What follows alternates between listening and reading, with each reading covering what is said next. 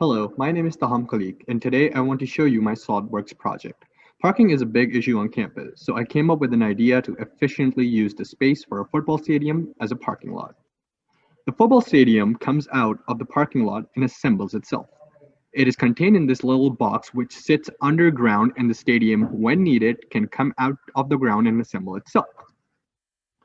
Here are different views of the assembly that I created. As you can see, there are a lot of moving and stationary parts in there.